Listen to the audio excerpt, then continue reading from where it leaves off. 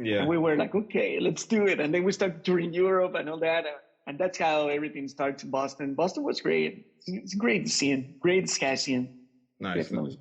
Yeah, because I read that you also were playing shows with the Toasters down in Boston. I read that you had a show with the Scatolites in Boston. It seems like I don't know how much networking or not you were doing at the shows, but I imagine you were doing a lot, right? A lot. Yeah, yeah, yeah. One time I was playing with in this show with the one guy from the Selector, King Hammond, Mm. Ben Scalabin. I don't know if you know this man. Yeah, They're Ben's great. Wow, and actually, I don't know why, but they like me, they like my band, mm-hmm. and they started to invite me to all the shows. Ben Scalabin. Actually, they tour like in the coast of the Cape Cod and all that, and they were playing opening the shows for them in Cape Cod and all that. It was great. Ben Scalabin, nice dudes. Yeah. Ska Foundation. And in one of those shows, I was talking with the trombone player from Mighty Mighty Boston's. I forget his name. But all these guys came to these shows, and then I was, hey man, take my album, Yeah. And that's how you do it, Alejandro. Yeah. Conociendo gente, talking with the people, especially when you're new in the town. In Boston, I was a new guy there, trying to meet some people, and trying to put a band together. And I was lucky to find the guys from Westbound Train, and then they backed me up as a band. Amazing. Yeah. I was lucky, totally. Yeah. And it sounds like when you finally got the group together and you guys started going on tour, especially internationally, was that around the same time that you decided to relocate out of Boston in Europe? Because I mean, right now you're living in France, so I'm now living in. it seems like you move around a lot. Definitely. Yeah, I hope to stay here for a while. Actually, when I lived in Boston for like 7 years. Okay. Mm-hmm. And I thought that was a good cycle. Living in Boston, it was good. We played many shows, and then we started to play, more internationally. Mm-hmm. But I was also thinking to move to LA, but yeah, it didn't happen because I was thinking like, where in the US I would like to live. I really like LA. I really like California. Why not? I would love to try there. See. Because in Boston, I like New York, but I don't know. New York is another kind of vibe, and I was like, okay, why not? I'll try to move. I'll try to move to LA. But then I started to play more in Europe, and then I have family here and friends. Nice. And I had the opportunity to come to here, and I was like, well, let's do it. Why not? Here it's also cool. LA gonna be another time. Yeah. But yeah, it was a good experience in Boston, and now here, France, Europe is great. Wow, it's great. I'm very happy here. Definitely very happy. You have to come. You have to come to Europe anytime you want. Yeah, I know. I always think about that. I always think about traveling to Europe, just because I haven't done it. But it's definitely really? of interest. Yeah. But Paris is great. They have a lot of music, a lot of reggae, a lot of ska too. Yeah. But here in Paris is more like a funk and jazz. Actually, here in Paris, I do I used to do when they have shows, I do like a music tour with Mr. Kowalsky here. Right. It's part of like an Airbnb experience. Okay. But it was great. I got a lot of people, to come to my tours, and I take the people to shows, and we talk about music with Mr. Kowalsky. So I take them to listen to some jazz, reggae shows, ska shows, funk. Yeah. Nice. It was good. I got a lot of musicians all over the world, like Australia, or a lot of people from the UK too. It's good. It's good. Nice. Yeah. No. But there's no shows now, so now this kind of business it's over. Oh, so like right now there's not really anything going on, like nothing going on now. Now it's dead, and now they're thinking to reopen to do festivals, like open air festivals in the summer, but all the small clubs and all these guys where I used to take the people, like the underground jazz places or reggae sound systems places, they're closed, and they don't know, they don't know when they're going to open it again or anything like that. It's sad, really sad, but it's what it is now. It's our reality, Everywhere, everything just stopped. You know what I'm saying? Out of the yeah, definitely. No, especially we depend on this income and all that, but Yeah, we have to, and then you have to reinvent yourself to do another kind of stuff during this time. You know, they have some promoters calling me to do some festivals and stuff like that, but they're telling me, hey, put your band together for this date, but we don't know if this is gonna happen. It's like, okay, but how am I gonna put my band together if you don't know? Yeah. And actually, you know, I have my musicians in Germany. I have musicians here in Paris too, but when I go to play in Germany, when I play a lot, they are near Cologne, like near that area, and it's easier. I just go there. That's the cool thing to be a solo artist. You know, I just get there and hire these guys, or hire the guys in Paris. I have another guys also in the south of France.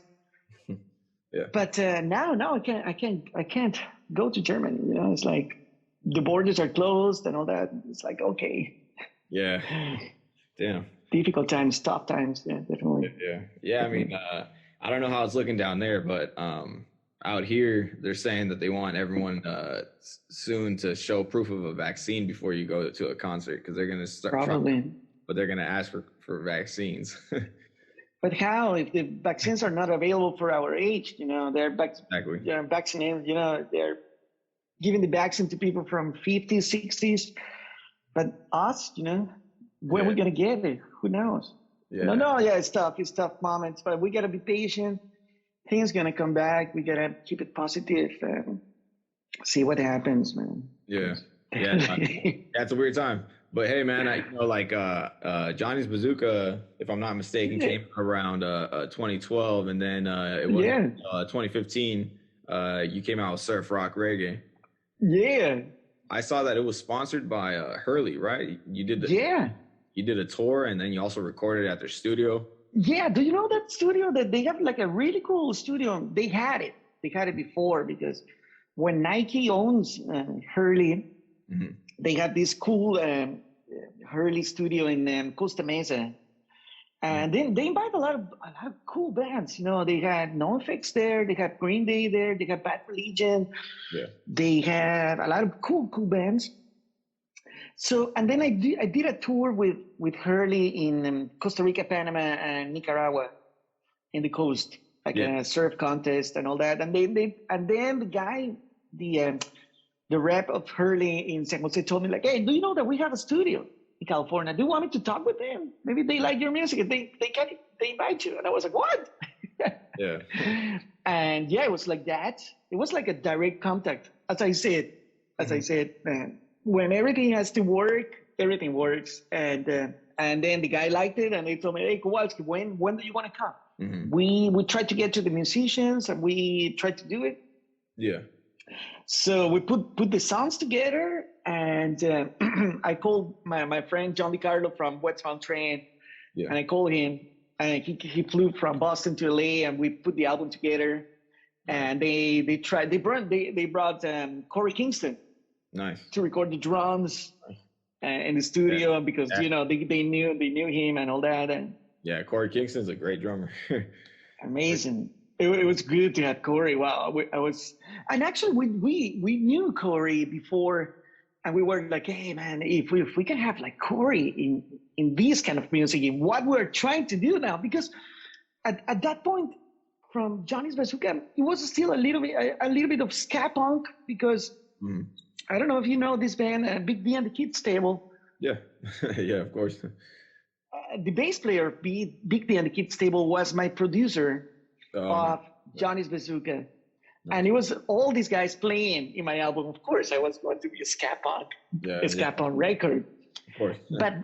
But then, you know, this guy, John DiCarlo, convinced me, like, hey, man, you're a Caribbean, man. You're from Costa Rica. Yeah. You should do something more reggae ska-oriented than punk. Okay. And then I started to have some problems trying to book shows in Europe, because I was not ska, I was not too punk, I was something in the middle, but they were like, hey man, we don't know where to, in Europe they don't mix. That's the thing. That's the thing. Here they have a ska show, it's a ska show, reggae show, punk. And I was a mix. And then the promoters told me, like, hey man, difficult. We cannot do it. And then you're not too Latin, even your song, you're singing in English and all that. And it's like, okay. And then they convinced. That's funny. Yeah, not too Latin. I was okay. Come on. So John DeCarlo convinced me to, hey, you got to do something with your vibe, like a surfy vibe with reggae and ska, and try to get these guys, Corey Kingston and all these guys, to help you produce your new album. And that's when everything changed with surf rock reggae. Definitely, that was a great idea. He had he produced me that album, and we got that kind of like a reggae surfy vibe, with Corey and also some guys from the Skylights and all that. Wow, it's a little teamwork. It seems like you know how to put the like a good team together, because especially from what you just told me, the Westbound Train member, and then as well Corey Kingston. Yeah, definitely to have Corey, and then and all these guys, guys from the Skylights, and how to. At some point, I tried to put like a good teamwork of people that I meet, on tour or on shows and all that, and then I let them work too. I just leave that I give them freedom to create and do something with my music too, which is great, because in the end, it's the music of everyone, Yeah, of course. And definitely Surf Rock Radio was a great album. Hurley just, sponsored me with that album, and that was a great help, because, put me again on the road, and with a good album and good sound, and then I met Corey, and Corey introduced me to other musicians, and no, that was good, definitely. Yeah. I was lucky. From your latest full length, Everybody Nice, was that something that was in development right after you finished the whole process for surf rock reggae, or was that something that took a little bit of time to put together? No. Actually, we put it together. We took like 1 year, to try to put together some songs. And then I get back to Boston with the guys, with John DeCarlo, with the guy from Westbound Train. And then he also helped me a lot, to produce this new record. He produced like 6 songs of 12 of this new record. And then I involved also some musicians from Germany, to help me too.